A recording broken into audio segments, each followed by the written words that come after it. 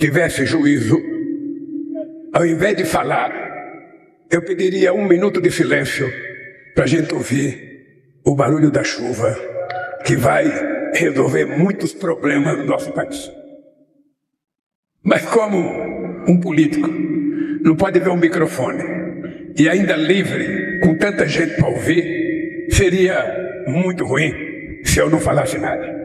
O que eu prometo para vocês é o seguinte: o meu discurso vai ser arquivado, porque eu não preciso falar muito depois de tantos empresários que fizeram uso da palavra, depois do nosso ministro e depois do belo discurso do vice-presidente Geraldo Alckmin. Mas uma coisa eu preciso dizer para vocês: essa fotografia de hoje não é uma fotografia qualquer. Eu até pedi para que o meu companheiro Stucker tentasse tirar uma fotografia de drone para ver se ele consegue pegar o palanque aqui e pegar vocês aí. Depois eu vou dizer por que essa foto é muito simbólica. Eu, quando vi a companheira da cooperativa falar aqui e depois um monte de empresário falou, eu fiquei pensando por que não é possível a convivência democrática entre os pequenos produtores e o agronegócio? Por que nós temos que ser inimigos? Por que alguém tem que fazer queimada que vai prejudicar os empresários sérios desse país? Quem for sério sabe que está sendo prejudicado por alguém irresponsável que resolve fazer fogueira com a floresta para matar a nossa fauna. Todos vocês sabem. E todos vocês sabem que a União Europeia está ameaçando a gente de que vai colocar queimada na mesa de negociação. E nós estamos dizendo, não coloque. Não coloque, porque nós estamos preservando mais do que vocês já preservaram em qualquer outro momento da história. Nós já diminuímos o desmatamento no ano passado em 51% na Amazônia, esse ano em 47%, e estamos vivendo o período mais seco desse país. Só o Pantanal é a seca mais brava em 73 anos, e a Amazônia a maior seca em quase 50 anos. E se a gente for responsável, e as pessoas não acreditarem que a responsabilidade do governo municipal, do governo estadual ou do governo federal, a gente consegue fazer esse país ser um espelho a ser seguido por todos os países do mundo. E muito mais orgulho eu tenho, porque vocês se lembram do que foi a campanha eleitoral. E eu dizia para que todo mundo ouvisse, eu dizia que a gente precisaria garantir no Brasil algumas coisas importantes. O que era que a gente tinha que garantir? Primeiro, a gente precisava garantir estabilidade fiscal nesse país. A gente não pode fazer dívida que a gente não pode pagar. Segundo, a gente precisava garantir estabilidade econômica no país. Terceiro, a gente precisava garantir estabilidade jurídica nesse país. Depois, a gente precisava garantir estabilidade social nesse país. E depois, a gente precisava trabalhar com muita previsibilidade. A gente não quer pegar ninguém de calça curta meia-noite. A gente quer fazer as coisas à luz do dia como estamos fazendo agora. E qual é o outro milagre que aconteceu? Muita gente dizia que a gente não ia poder governar porque a gente tinha um Congresso totalmente adverso. O meu partido só elegeu 70 deputados em 513. Só elegeu 9 senadores em 81. Se você for olhar do ponto de vista numérico, você diria, o Lula está ferrado. Ele não vai conseguir governar esse país. Mas o que seria da política se não fosse a nossa capacidade de conviver democraticamente na diversidade? Eu nunca vou propor casamento a um deputado ou a um senador. O que eu quero propor a eles são propostas políticas não pessoais, propostas políticas para garantir que esse país dê um salto de qualidade e a gente possa se olhar no espelho e dizer que a gente um dia garantiu que o país será um país altamente desenvolvido, para que esse povo possa melhorar de vida, para que não tenha Bolsa Família porque ela poder ter o que comer, para que a gente não tenha que fazer tanta política assistencial por falta de oportunidade que essas pessoas tiveram. E nós podemos construir esse país, e está aprovado que o Congresso Nacional já aprovou na Câmara uma política tributária que muita gente não acreditava que fosse possível produzir e aprovou. O arcabouço fiscal foi aprovado. Além do que, se aprovou a PEC da transição para que a gente pudesse governar o país, garantindo o futuro e pagando a dívida de quem deixou a presidenta da República. Ou seja, eu prometi para vocês que eu ia trazer esse país à civilidade. Eu ia trazer esse país à civilidade. Cada um de nós tem que fazer a sua obrigação. O governo governa, o legislativo legisla e o poder judiciário julga. Se cada um fizer isso, esse país não terá problema, esse país não terá crise e a democracia brasileira estará garantida para o resto da vida.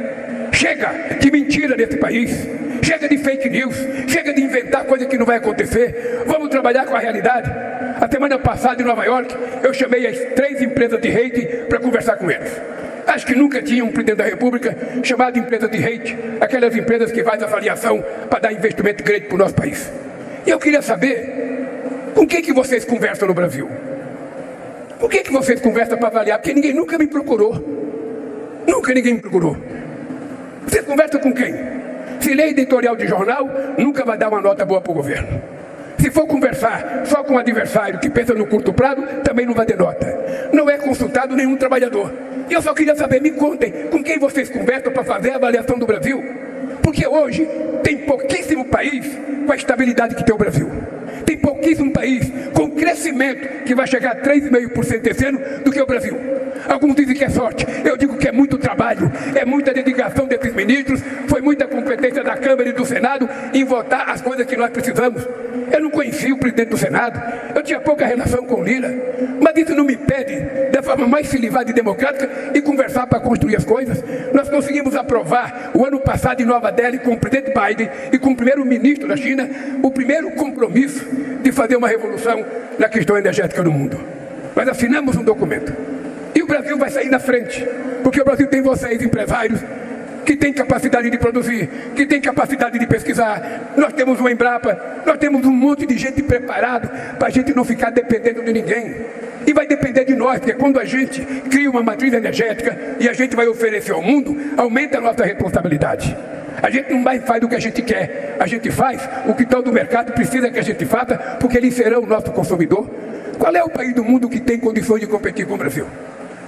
Me mostre, pega o mapa do mundo, chega em casa hoje, olhe, qual é o país do mundo que pode competir com o Brasil em energia eólica, em energia solar? Qual é o país que pode disputar conosco em energia hídrica? Qual é o país que pode disputar conosco em hidrogênio verde?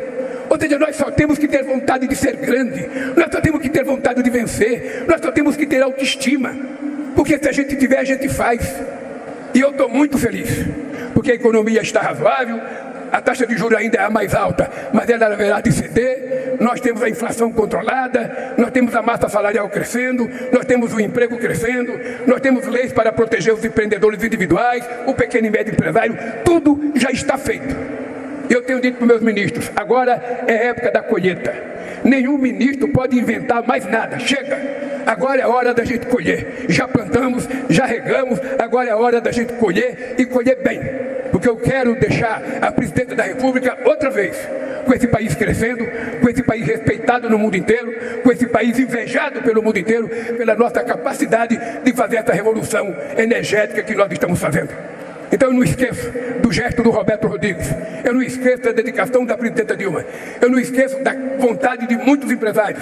Eu fui aqui em Xadá fazer empresa de produzir biodiesel, usina. Eu fui em Montes Claros fazer de girassol. Eu fui na Bahia lançar plantação de dendê. Eu fui no Pará em a associação da Petrobras e da empresa de Portugal. Tudo isso um pouco que parou.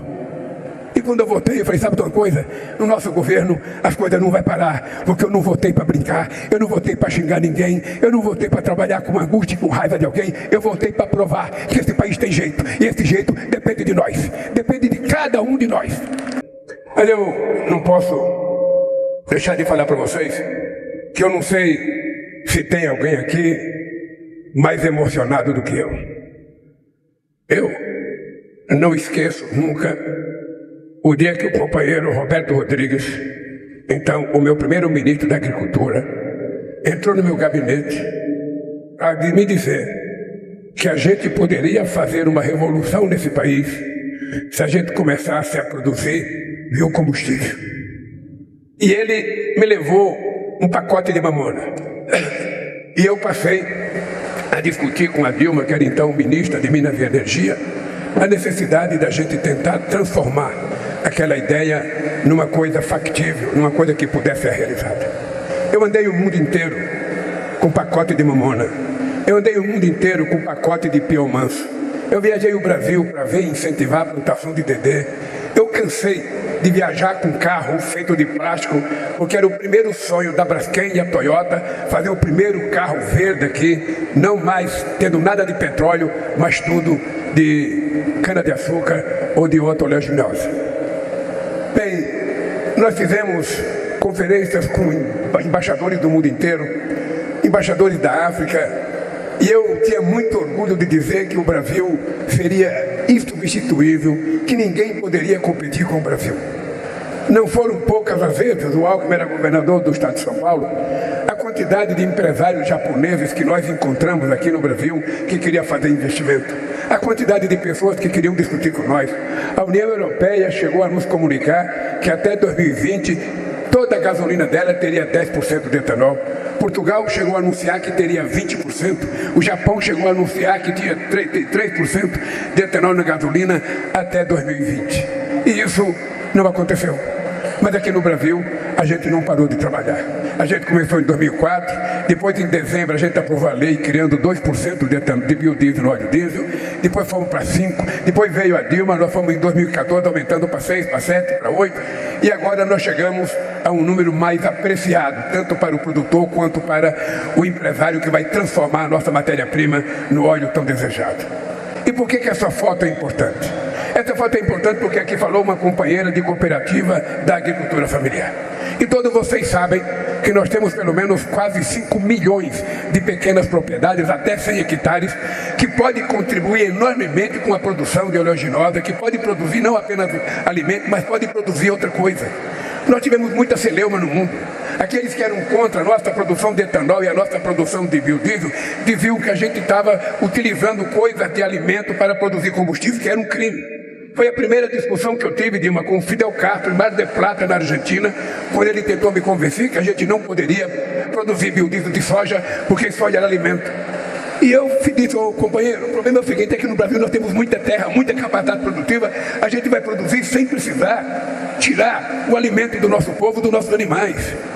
Cada vez mais a tecnologia está fazendo com que a gente colha cada vez mais produção com menos hectares de terra. E o Brasil, graças a Deus, teve uma Embrapa que nos ajudou muito, vocês construíram empresas de pesquisa, e o Brasil hoje é um modelo para o mundo.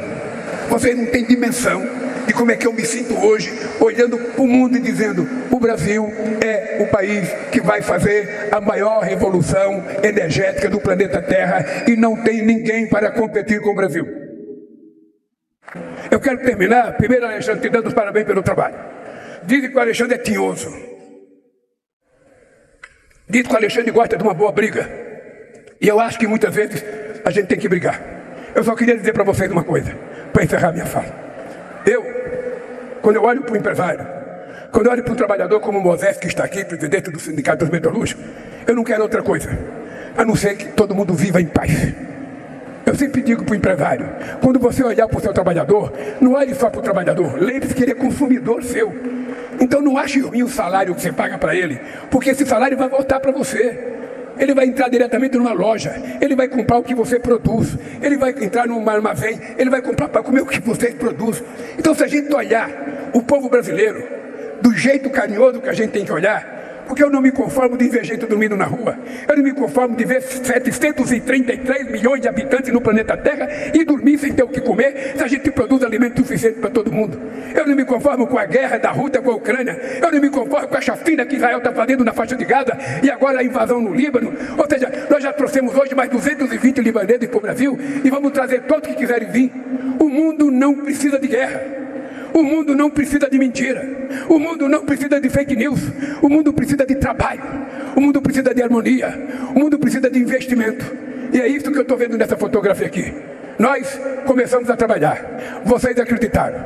E hoje a sanção dessa lei é uma demonstração de que nenhum de nós tem o direito de continuar não acreditando que esse país pode ser uma grande economia. Porque esse país tem tudo para crescer. O que precisa é que tenha governantes à altura das necessidades e das aspirações do povo brasileiro. Boa sorte para todos nós e que o Brasil se transforme na economia que todos nós sonhamos. Um abraço.